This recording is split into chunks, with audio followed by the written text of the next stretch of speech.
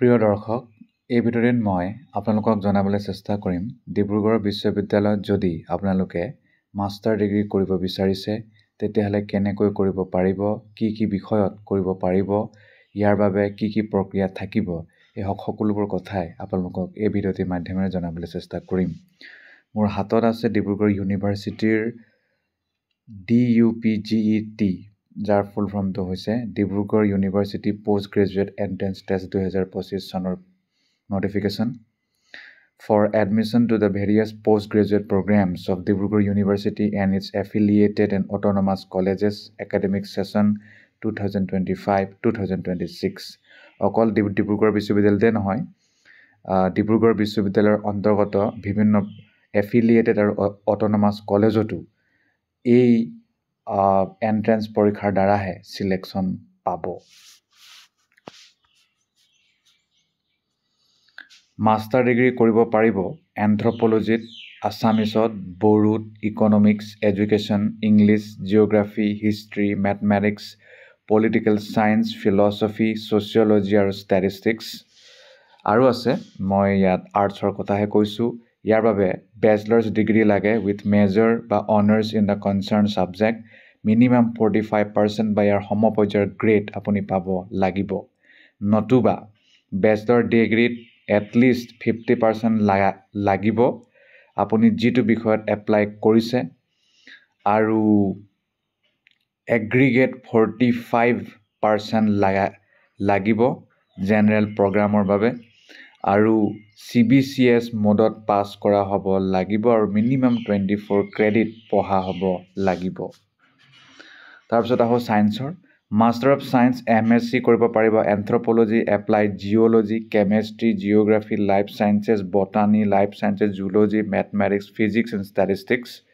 ইয়াৰ বাবেও একেই, bachelor degree with major বা অনাৰ্ছ নিজৰ বিষয়ত 45% বা সমপৰ্যায়ৰ গ্ৰেড, নতুবা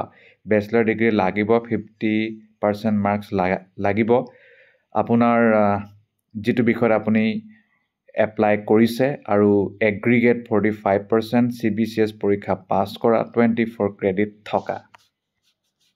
ইয়াৰ বাহিৰে মাষ্টাৰ অফ কমাৰ্চ MCom কৰিব পাৰিব ফাইনেন্স আৰু মাৰ্কেটিঙত। বেচলাৰ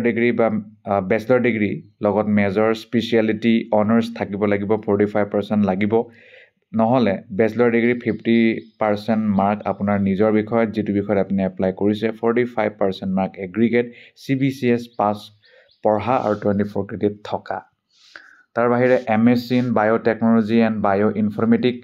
ইয়াৰ বাবে বেচলাৰ ডিগ্ৰী লাগে ৰিকগনাইজড ইউনিভাৰ্চিটিৰ পৰা। বায়'লজিকেল ছায়েন্স হ'লেও হ'ব, এগ্ৰিকালচাৰেল ছায়েন্সৰ জড়িত হ'লেও হ'ব, veterinary science, pharmaceutical science, medical science, খালি 50% এগ্ৰিগেট লাগিব বা সমপৰ্যায়ৰ grade. MA in mass communication, যিকোনো ডিচিপ্লিনত বেচলাৰ ডিগ্ৰী কৰিব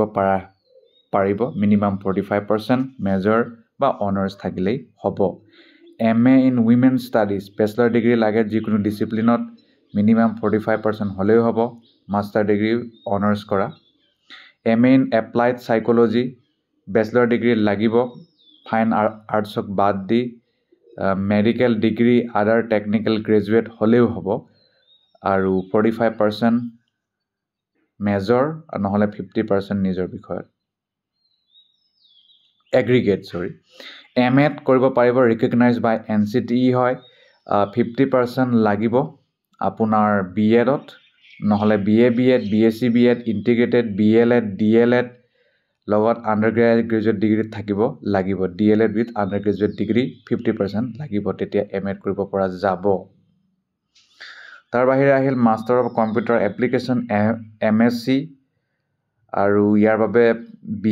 BCA পাছ কৰা বা BSc computer science, BSc IT, BCAC, BTech CAC, BIT, BTech IT বা ইয়াৰ সমপৰ্যায়ৰ, নহ'লে গ্ৰেজুৱেশ্যন কৰিলেও হ'ব যিকোনো বিভাগত। উদাহৰণ দিছে BE, BTech, BSc, BCom, BA, BPhok, maths থাকিলে ভাল, 10+2 লেভেলত বা গ্ৰেজুৱেশ্যন লেভেলত 50% লাগে, আৰু ৰিজাৰ্ভ কেটেগৰীৰ বাবে 45% হ'লেই হ'ব। আৰু ফাইনেল যদি পৰীক্ষা দিছে ডিগ্ৰীত তেতিয়াও হ'ব, খালি বেকলগ থাকিলে নহ'ব। আৰু যদি মেথছ বেকগ্ৰাউণ্ড নাই এবছৰ কিন্তু মেথছ ল'ব লাগিব গতিকে টোটেল 3 বছৰ হ'ব তেতিয়া master in travel and tourism management MTTM ইয়াৰ বাবে যিকোনো ব্ৰাঞ্চৰ গ্ৰেজুৱেশ্যন কৰিলেই হ'ব ফাইন আৰ্টছ আৰু মিউজিকক বাদ দি আৰু 3 বছৰীয়া ডিগ্ৰী হ'ব লাগে মিনিমাম 50% মাৰ্ক 45% ৰিজাৰ্ভেশ্যন কাৰণে আৰু ফাইনেল ইয়াৰ্ছত যদি আপুনি আছে তথাপিও আপুনি এপ্লাই কৰিব পাৰিব যিসকলে 6 চেম পৰীক্ষা দিবহে তেওঁলোকেও পাৰিব আৰু যিসকল ফাইনেল সেমিষ্টাৰ পৰীক্ষা দিছে আৰু ৰিজাল্ট অহা নাই সেকেন্ড বা ফৰ্থ চেমৰ তেওঁলোকেও পাৰিব কিন্তু তেওঁলোকে ক্লিয়াৰ কৰি ল'ব লাগিব এডমিশ্যন হোৱালৈকে সেই বেকলগটো ওকে ইয়াৰ বাহিৰে আপোনাৰ 80% সিট ৰিজাৰ্ভ থাকিব ডিব্ৰুগড় বিশ্ববিদ্যালয়ৰ আণ্ডাৰত পঢ়া ল'ৰা ছোৱালী আৰু বাকি ডুপ গেটৰ পৰা সিলেকশ্যন পাব ডুপ গেটৰ সিলেকশ্যনটো 100% হ'ব মানে 80% যি সিট ডিব্ৰুগড় ইউনিভাৰ্চিটিৰ দ্বাৰা ফিল আপ কৰা হ'ব সেইটো ডিব্ৰুগড় ইউনিভাৰ্চিটিৰ ল'ৰা ছোৱালী মানে কাৰণে হয় কিন্তু তেওঁলোকে ডুপ গেট পাছ কৰিব লাগিব কথাটো সেইটো 100% তাৰে হ'ব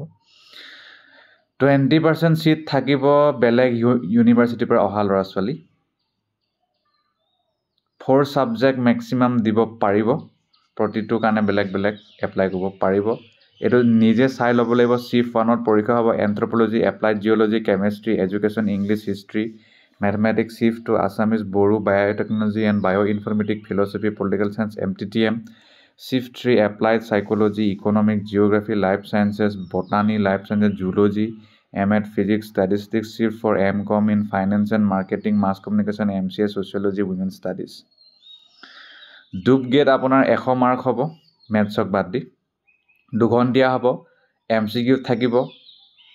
নেগেটিভ মাৰ্ক 0.25 থাকিব মেথছৰ কাৰণে 150 মাৰ্ক থাকিব 2 ঘণ্টিয়া 75 MCQ থাকিব 2 মাৰ্কে 0.5 মাইনাছ মাৰ্ক থাকিব OMR সিট হ'ব আৰু মাত্ৰ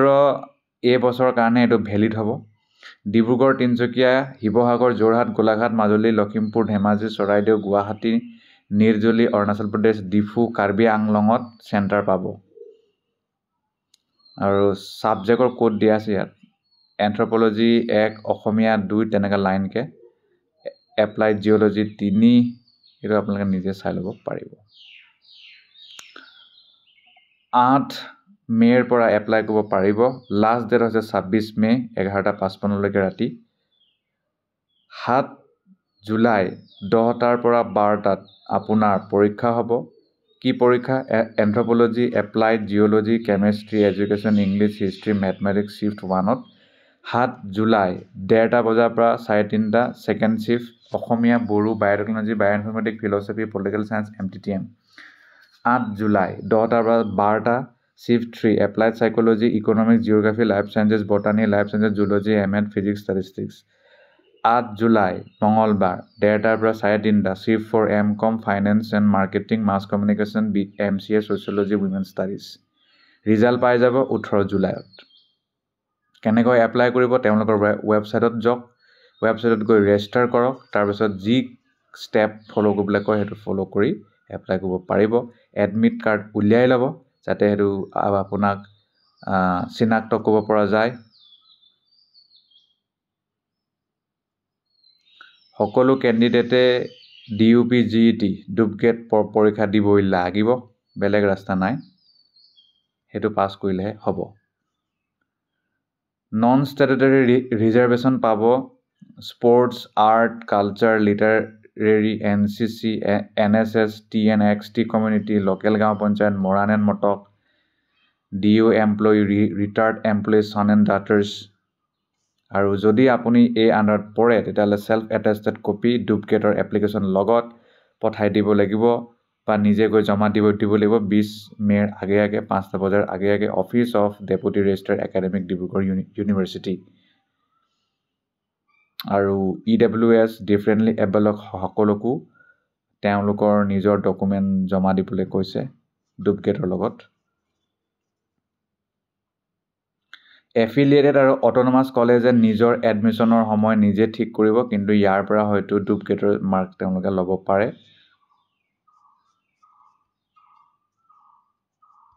সিমানেই। ধন্যবাদ।